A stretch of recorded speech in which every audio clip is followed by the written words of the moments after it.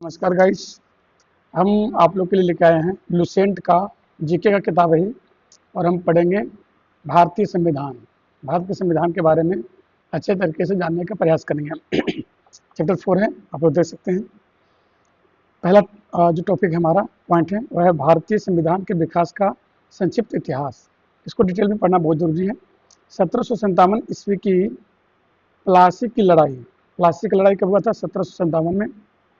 और 1764 ईस्वी के बक्सर के युद्ध को अंग्रेजों द्वारा जीत लिए जाने के बाद बंगाल पर ब्रिटिश ईस्ट इंडिया कंपनी ने शासन का शिकंजा कसा। तो आपको दो चीज़ याद रखना है। 1757 ईस्वी प्लासी का युद्ध हुआ, 1764 ईस्वी में बक्सर का युद्ध हुआ। ये दो ध्यान रखना है डेट को। इन दोनों जो युद्ध हुआ उसमें कौन जीता? अंग्रेजों द्वारा जीत ले जाने के बाद बंगाल पर किसका राज हो गया?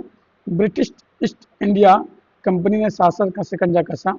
इसी शासन को अपने अनुकूल बनाए रखने के लिए अंग्रेजों ने समय समय पर कई एक्ट पारित किए जो भारतीय संविधान के विकास की सीढ़ियां बनी, वे निम्न हैं। तो वो जो एक्ट कौन कौन सा बना? तो सबसे पहला जो एक्ट था वो 1773 का था। हमने 1757 में प्लासी का युद्ध देखा, याद रखना जरूरी है। 1764 में हमने बक्सर का युद्ध देखा और ये दोनों युद्ध कौन जीता? अंग्रेज जीत गए, ठीक है। और इसी दोनों युद्ध के जीतने के बाद उन्होंने अपने जो शासन पे शिकंजा कस लिया और उसके बाद जब उसकी शासन आई तो उन्होंने समय समय पर कई एक्ट बनाए। जो पहला एक्ट है 1773 का रेगुलेटिंग एक्ट है। ध्यान से, रेगुलेटिंग एक्ट है, इसको बोलते हैं। 1773 ईस्वी में रेगुलेटिंग एक्ट है। इस अधिनियम का अत्यधिक संवैधानिक महत्व है। जैसे इस अधिनियम का सबसे अधिक संवैधानिक महत्व है। जैसे पहला, भारत में ईस्ट इंडिया कंपनी के कार्यों को नियमित और नियंत्रित करने की दिशा में ब्रिटिश सरकार द्वारा उठाया गया यह पहला कदम था, अर्थात कंपनी के शासन पर संसदीय नियंत्रण स्थापित किया गया। यह बी में कथा, इसके द्वारा पहली बार कंपनी के प्रशासनिक और राजनीतिक कार्यों को मान्यता मिली। तीसरा है, इसके द्वारा केंद्रीय प्रशासन की नींव रखी गई। तो तीनों पॉइंट को अच्छे से याद कर लेना है, समझ लेना है, ठीक है। अब देखिए, ईस्ट इंडिया कंपनी जो रॉलेट एक्ट जो बना, पहला जो बना था 1773 का जो रेगुलेटिंग एक्ट जो बना, उसकी क्या विशेषता था? इस अधिनियम द्वारा बंगाल के गवर्नर को बंगाल का गवर्नर जनरल पद नाम दिया गया। वहाँ पे नाम बंगाल के गवर्नर को किस नाम से बदल करके इसको कहा गया? बंगाल का गवर्नर जनरल पद नाम दिया गया। तथा मुंबई एवं मद्रास के गवर्नर को इसके अधीन किया गया। यानी मद्रास और जो मुंबई के जो गवर्नर थे उसको इसमें मिला दिया गया। किसमें? बंगाल के गवर्नर जनरल के पद पे मिला दिया गया, इसमें नाम क्या अधीन किया गया। इस एक्ट के तहत बनने वाले प्रथम governor general Lord Warren Hastings थे। लॉर्ड वारेन हेस्टिंग थे। ये पहला, जब ये नाम चेंज हुआ उसमें पहली बार ही बने, ठीक है। इस एक्ट के अंतर्गत कलकत्ता प्रेसिडेंसी में एक ऐसी सरकार स्थापित की गई जिसमें गवर्नर जनरल और उसकी परिषद के 4 सदस्य थे जो अपनी सत्ता के उपयोग संयुक्त रूप से करते थे, ठीक है। दो हमने पढ़ लिया। तीसरा है, इस अधिनियम के अंतर्गत कलकत्ता में 1773 में एक्ट लागू हुआ था और 74 में एक उच्चतम न्यायालय की स्थापना की गई जिसमें मुख्य न्यायाधीश और 3 अन्य न्यायाधीश थे। इसके प्रथम मुख्य न्यायाधीश सर एलिजा इम्पे थे। सर एलिजा इम्पे जो थे वो मेन थे और उनके साथ अन्य 3 न्यायाधीश थे, चैम्बर्स, लिमेंस्टर, हाइड, ये 3 और थे इसके साथ में। चौथा पॉइंट है हमारा, देखिए पॉइंट बाय पॉइंट लिखना जरूरी है, ये सब जरूरी है। अगर आप नोट्स लेके बैठे हुए हैं और तो आप इसे नोट्स करते रहेंगे। इसके तहत कंपनी के कर्मचारियों को निजी व्यापार करने और भारतीय लोगों से उपहार और रिश्वत लेना प्रतिबंधित कर दिया गया था। पांचवा है, इस अधिनियम के द्वारा ब्रिटिश सरकार को बोर्ड ऑफ डायरेक्टर्स के माध्यम से कंपनी पर नियंत्रण सशक्त हो गया। इसे भारत में इसके राजस्व, नागरिक और सैन्य मामलों की जानकारी ब्रिटिश सरकार को देना आवश्यक कर दिया गया। ये सारे हैं। एक्ट ऑफ सेटलमेंट 1781 73 में पास हुआ था। 1781 में एक्ट ऑफ सेटलमेंट 1781 आया। रेगुलेटिंग एक्ट की कमियों को दूर करने के लिए इस एक्ट का प्रावधान किया गया। इस एक्ट के अनुसार कलकत्ता की सरकार को बंगाल, बिहार और उड़ीसा के लिए भी विधि बनाने का प्राधिकरण प्रदान किया गया इस एक्ट के तहत। फिर इसका गया 1784 का पिट्स इंडिया एक्ट। इस एक्ट के द्वारा दोहरे प्रशासन का प्रारंभ हुआ। बोर्ड ऑफ डायरेक्टर्स व्यापारियों मामलों के लिए, बोर्ड ऑफ कंट्रोलर राजनीतिक मामलों के लिए। तो यहाँ से जो है 1784 में जो है ये दो भागों में डिवाइड कर दिया गया। 1793 ईस्वी का चार्टर्ड अधिनियम, इसके द्वारा नियंत्रण बोर्ड के सदस्यों तथा कर्मचारियों के वेतन आदि को भारतीय राजस्व में से देने की व्यवस्था की गई। इसका गया 1813 का चार्टर्ड अधिनियम। इस अधिनियम की मुख्य विशेषता है, पहला, कंपनी के अधिकार पत्र को 20 वर्षों के लिए बढ़ा दिया गया। दूसरा है, कंपनी के भारत के साथ व्यापार करने के अधिकार को छीन लिया गया, किंतु उसे चीन के साथ व्यापार एवं पूर्वी देशों के साथ चाय के व्यापार के संबंध में 20 वर्षों के लिए एकाधिकार प्राप्त रहा। कुछ सीमाओं के अधीन सभी ब्रिटिश नागरिकों के लिए भारत के साथ व्यापार खोल दिया गया। 1833 का चार्टर्ड अधिनियम, इस अधिनियम मुख्य विशेषताएं हैं, पहला, इसके द्वारा कंपनी के व्यापारिक अधिकार पूर्णतः समाप्त कर दिए गए। अब कंपनी का कार्य ब्रिटिश सरकार की ओर से मात्र भारत के शासन करना रह गया। बंगाल के गवर्नर जनरल को भारत का गवर्नर जनरल कहा जाने लगा। बम्बई तथा मद्रास की परिषदों के विधि निर्माण शक्तियों को वापस ले लिया गया। विधिक परामर्श हेतु गवर्नर जनरल की परिषद में विधि सदस्य के रूप में चौथे सदस्य को शामिल किया गया। छठा है, भारत में दास प्रथा को विधि विरुद्ध घोषित कर दिया गया तथा 1843 में उसका उन्मूलन कर दिया गया। अधिनियम की धारा 87 के तहत कंपनी के अधीन पद धारण करने के लिए किसी व्यक्ति को धर्म, जन्मस्थान, मूल वंश या रंग के आधार पर अयोग्य न ठहराए जाने का उपबंध किया गया। गवर्नर जनरल की परिषद को राजस्व के संबंध में पूर्ण अधिकार प्रदान करते हुए गवर्नर जनरल को संपूर्ण देश के लिए एक ही बजट तैयार करने का अधिकार दिया गया। नवा है, भारतीय कानूनों का वर्गीकरण किया गया तथा इस कार्य के लिए विधि आयोग की नियुक्ति की व्यवस्था की गई। लॉर्ड मैकाले की अध्यक्षता में प्रथम विधि आयोग का गठन किया गया था। इसको याद रखना है, लॉर्ड मैकाले है ना की अध्यक्षता में प्रथम विधि आयोग का गठन किया गया। 1853 चार्टर्ड अधिनियम, इस अधिनियम की मुख्य विशेषताएं हैं, पहला, इस अधिनियम के द्वारा सेवाओं को नामजदगी का सिद्धांत समाप्त कर कंपनी के महत्वपूर्ण पदों को प्रतियोगी परीक्षाओं के आधार पर भरने की व्यवस्था की गई। इसके लिए 1854 ईस्वी में मैकाले समिति की नियुक्ति की गई। इस अधिनियम के द्वारा गवर्नर जनरल की परिषद के विधायी एवं प्रशासनिक कार्यों को अलग कर दिया गया। इसके तहत परिषद में 6 नए पार्षद जोड़े गए जिन्हें विधान पार्षद कहा गया। 1858 ईस्वी का भारत शासन अधिनियम, इस अधिनियम की विशेषताएं हैं, भारत का शासन कंपनी से लेकर ब्रिटिश क्राउन के हाथों में सौंपा गया। दूसरा है, भारत में मंत्री पद की व्यवस्था की गई। तीसरा, 15 सदस्यों की भारत परिषद का सृजन भी हुआ। 8 सदस्य ब्रिटिश सरकार द्वारा एवं 7 सदस्य कंपनी के निदेशक मंडल द्वारा। चौथा पॉइंट है, भारतीय मामलों पर ब्रिटिश सांसद का सीधा निरंतर स्थापित किया गया। पांचवा है, मुगल सम्राट के पद को समाप्त कर दिया गया। इस अधिनियम के द्वारा बोर्ड ऑफ डायरेक्टर्स तथा बोर्ड ऑफ कंट्रोल को समाप्त कर दिया गया। सातवां है पॉइंट है, भारत में शासन संचालन के लिए ब्रिटिश मंत्रिमंडल में एक सदस्य के रूप में भारत के राज्य सचिव, secretary of state of India की नियुक्ति की गई। वो अपने कार्यों के लिए ब्रिटिश सांसद के प्रति उत्तरदायी होता था। भारत के प्रशासन पर इसका संपूर्ण नियंत्रण था। उसी का वाक्य अंतिम होता था, चाहे वह नीति के विषय में हो या अन्य ब्यूरो के विषय में। 8वां पॉइंट है, भारत के गवर्नर जनरल का नाम बदलकर वायसराय कर दिया गया। अतः इस समय के गवर्नर जनरल लॉर्ड कैनिंग अंतिम गवर्नर जनरल एवं प्रथम वायसराय हुए। तो इसको याद रखना। देखिए किसको, लॉर्ड कैनिंग। लॉर्ड कैनिंग को दो तरीके से सवाल कर सकता है कि अंतिम गवर्नर जनरल कौन थे, तो लॉर्ड कैनिंग। प्रथम वायसराय कौन बने, तो लॉर्ड कैनिंग। दो जीके हो जाएंगे। फिर है 1861 का भारत परिषद अधिनियम। आप लोग को पता है कि 1857 में हमारे देश में एक बहुत बड़ा युद्ध भी हुआ था। तो उसके बाद 1861 का भारत परिषद अधिनियम। इस अधिनियम की विशेषताएं, गवर्नर जनरल की कार्यकारिणी परिषद का विस्तार किया गया, विभागीय प्रणाली का प्रारंभ हुआ लॉर्ड कैनिंग द्वारा।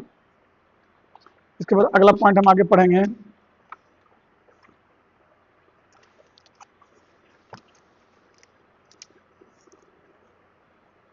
यहां से देखेंगे हम लोग,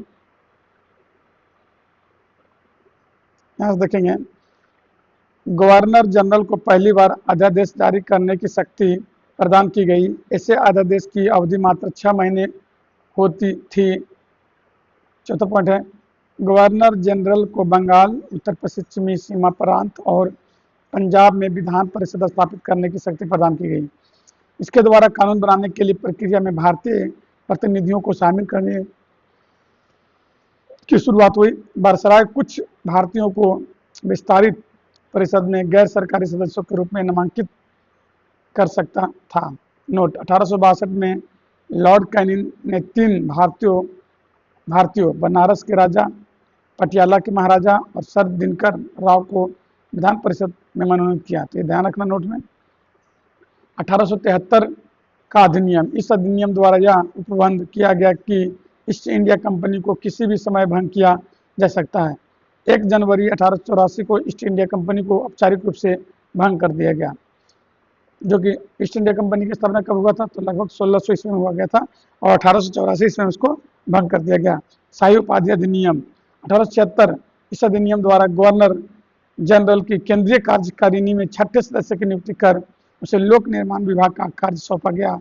28 अप्रैल 1876 ईस्वी को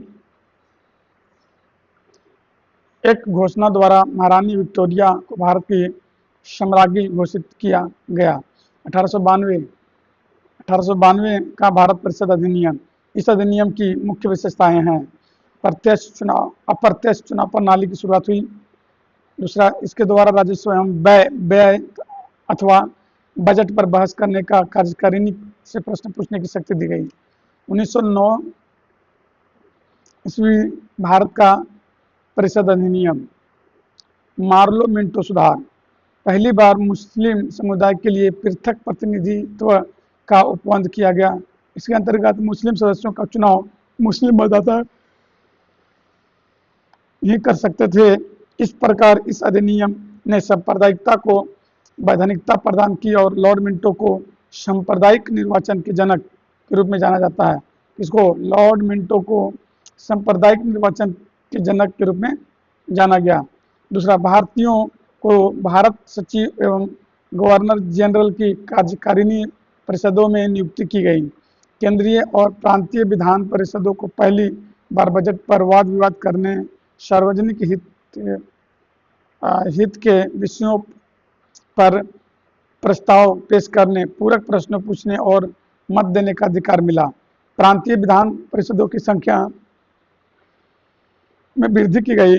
सत्येंद्र प्रसाद सिन्हा वायसराय की कार्यपालिका परिषद के प्रथम भारतीय सदस्य बने। उन्हें विधि सदस्य बनाया गया। इस अधिनियम के तहत presidency, corporation, chambers of commerce, विश्वविद्यालयों और जमींदारों के लिए अलग प्रतिनिधित्व का प्रावधान किया गया। इसका अगला है, आगे है नोट। 1909 में लॉर्ड मार्लो इंग्लैंड में भारत के राज्य सचिव थे और लॉर्ड मिंटो भारत के वायसराय। 1919 का भारत शासन अधिनियम। मॉन्टेग्यू चेम्सफोर्ड सुधार। इस अधिनियम की मुख्य विशेषताएं हैं, पहला, केंद्र में द्विसदनात्मक विधायिका की स्थापना की गई। प्रथम राज्य परिषद तथा दूसरी केंद्रीय विधानसभा। राज्य परिषद के सदस्यों की संख्या 60 थी, जिसमें 34 निर्वाचित होते थे और उनका कार्यकाल 5 वर्षों का तो होता था। केंद्रीय विधानसभा के सदस्यों की संख्या 144 थी, जिनमें 104 निर्वाचित तथा 40 मनोनीत होते थे। इनका कार्यकाल 3 वर्षों का था। दोनों सदनों के अधिकार समान थे। इनमें सिर्फ एक अंतर था कि बजट पर स्वीकृति प्रदान करने का अधिकार निचले सदन को था। दूसरा पॉइंट है, प्रांतों में दैव्य शासन प्रणाली का प्रवर्तन किया गया। प्रांतों का दैव्य शासन के जनक लियोन्स कार्टियस थे। इस योजना के अनुसार प्रांतीय विषयों को 2 वर्गों में विभाजित किया गया, आरक्षित तथा हस्तांतरित या अंतरित। आगे बढ़ते हैं। आरक्षित विषय वित्त, भूमि, कर, अकाल सहायता, न्याय, पुलिस, पेंशन, आपराधिक जातियां, छापाखाना, समाचार पत्र, सिंचाई, जलमार्ग, खान कारखाना, बिजली, गैस, वायलर, श्रमिक कल्याण, औद्योगिक विवाद, मोटर गाड़ियां, छोटे बंदरगाह और सार्वजनिक सेवाएं आदि। यह आरक्षित विषय था। हस्तांतरित विषय शिक्षा, पुस्तकालय, संग्रहालय, स्थानीय स्वायत्त शासन, चिकित्सा सहायता, सार्वजनिक निर्माण विभाग, आबकारी उद्योग, तौल तथा माप, सार्वजनिक मनोरंजन पर नियंत्रण, धार्मिक तथा अग्रहार दान आदि। आरक्षित विषयों तथा प्रशासन गवर्नर और उनकी कार्यकारिणी परिषद के माध्यम से किया जाना था, जबकि हस्तांतरित विषयों का प्रशासन गवर्नर द्वारा विधान परिषद को प्रति उत्तरदायी मंत्रियों की सहायता से किया जाना था। इस दैव्य शासन प्रणाली को 1935 ईस्वी के एक्ट के द्वारा समाप्त कर दिया गया। भारत के सचिव को अधिकार दिया गया कि वह भारत में महालेखा परीक्षक की नियुक्ति कर सकता है। इस अधिनियम ने भारत में एक लोक सेवा आयोग के गठन का प्रावधान किया। अतः 1926 में ली आयोग 1923-24 की सिफारिश पर सिविल सेवकों की भर्ती के लिए केंद्रीय लोक सेवा आयोग का गठन किया गया। छठा, इस अधिनियम के अनुसार वायसराय की कार्यकारी परिषद में 6 सदस्यों में से कमांडर इन चीफ को छोड़कर 3 सदस्यों का भारतीय होना आवश्यक था। 7वां पॉइंट है, इसमें सांप्रदायिक आधार पर सिखों, भारतीय ईसाइयों, आंग्ल भारतीयों और यूरोपियों के लिए भी पृथक निर्वाचन के सिद्धांत को विस्तारित कर दिया। 8वां पॉइंट, इसमें पहली बार केंद्रीय बजट को राज्यों के बजट से अलग कर दिया गया। इसके अंतर्गत एक वैधानिक आयोग का गठन किया गया, जिसका कार्य 10 वर्षों बाद जांच करने के बाद अपनी रिपोर्ट प्रस्तुत करना था। 10वां पॉइंट है, इस अधिनियम में केंद्रीय विधानसभा में वायसराय के अध्यादेश जारी करने की शक्तियों को निम्न रूप में बनाए रखा गया। कुछ विषयों से संबंधित विधेयकों को विचारार्थ प्रस्तुत करने के लिए उसकी पूर्व अनुमति आवश्यक थी। उसे भारतीय विधान सभा द्वारा पारित किया भी किसी भी विधेयक को वीटो करने या सम्राट के विचार के लिए आरक्षित करने की शक्ति थी। उसे यह शक्ति थी कि विधानमंडल द्वारा नामंजूर किए गए या पारित न किए गए किसी विधेयक या अनुदान को प्रमाणित कर दे, तो ऐसे प्रमाणित विधेयक विधानमंडल द्वारा पारित विधेयक को समान हो जाते थे। वह आपात स्थिति में अध्यादेश बना सकता था, जिसका अस्थायी अवधि के लिए विधिवत प्रभाव होता था। मॉन्टेग्यू चेम्सफोर्ड सुधार भारत शासन अधिनियम 1919 द्वारा भारत में पहली बार महिलाओं को वोट देने का अधिकार मिला। 1935 में भारत शासन अधिनियम 1935 के अधिनियम में 321 अनुच्छेद और 10 अनुसूचियां थी। इस अधिनियम की मुख्य विशेषताएं इस प्रकार थी। अखिल भारतीय संघ, यह संघ 11 ब्रिटिश प्रांतों, 6 चीफ कमिश्नर के क्षेत्रों और उन विदेशी रियासतों से मिलकर बनाना था जो स्वेच्छा से संघ में सम्मिलित हो। प्रांतों के लिए संघ में सम्मिलित होना अनिवार्य था, किंतु देशी रियासतों के लिए यह ऐच्छिक था। देशी रियासतें संघ में सम्मिलित नहीं हुई और प्रस्तावित संघ की स्थापना संबंधी घोषणा पत्र जारी करने का अवसर ही नहीं आया। प्रांतीय स्वायत्तता। इस अधिनियम के द्वारा प्रांतों में दैव शासन व्यवस्था का अंत कर दिया गया। एक स्वतंत्र और शासित संवैधानिक आधार प्रदान किया गया। केंद्र में दैव शासन की व्यवस्था। इस अधिनियम में विधायी शक्तियों को केंद्र और प्रांतीय विधान मंडलों के बीच विभाजित किया गया। इसके तहत परिसंघ सूची, प्रांतीय सूची एवं समवर्ती सूची का निर्माण किया गया। जय हिंद।